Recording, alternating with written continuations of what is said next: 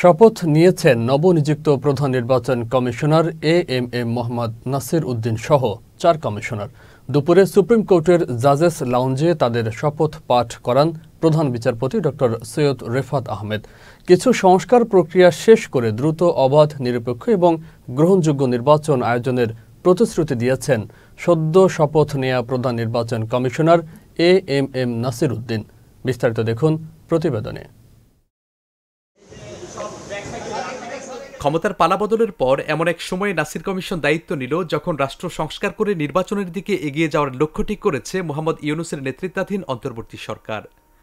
প্রধান বিচারপতির কাছ থেকে দায়িত্ব পালনের শপথ নিল এএমএম নাসির উদ্দিনের নেতৃত্বাধীন নতুন নির্বাচন কমিশন, যাদের উপর থাকছে আগামী ত্রয়োদশ জাতীয় সংসদ নির্বাচন আয়োজনের ভার। রোববার দুপুর ১:৩০টায় সুপ্রিম কোর্টের জাজেস লাউঞ্জে প্রধান বিচারপতি সৈয়দ রেফাত আহমেদ প্রথমে প্রধান নির্বাচন কমিশনার এএমএম নাসির উদ্দিনকে শপথ পড়ান। এরপর ৪ নির্বাচন কমিশনারকে শপথ বাক্য পাঠ করান তিনি।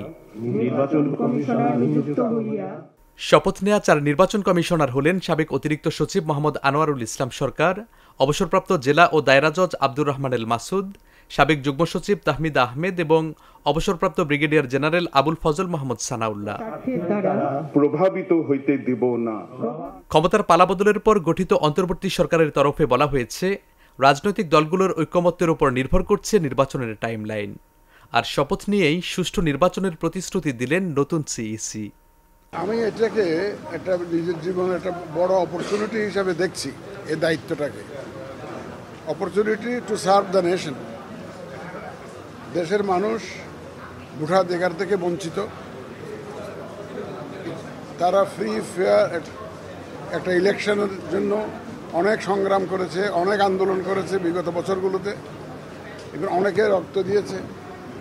আমি তাদেরকে একটা free fair and credible election দেওয়ার জন্য প্রতিশ্রুতিবদ্ধ, and I will do my best for that. এবং আমি ইনশাল্লাহ কনফিডেন্ট আপনাদের সবার সহযোগিতা নিয়ে কিন্তু আমাকে করতে হবে।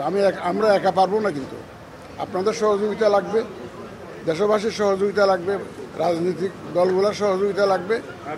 সবার সহযোগিতা নিয়ে ইনশাল্লাহ আমরা এই জাতিকে একটা free fair and credible election আমরা ইনশাল্লাহ উঠাই। এদিকে নতুন শপথ নেওয়া নির্বাচন কমিশনকে স্বাগত জানিয়েছে রাজনৈতিক দলগুলো। নতুন কমিশনের অধীনে দেশের সুষ্ঠু ভোটের আবহ ফিরবে বলে প্রত্যাশা সর্বসাধারণের। Saifur Rahman Rubel, channel S, Dhaka.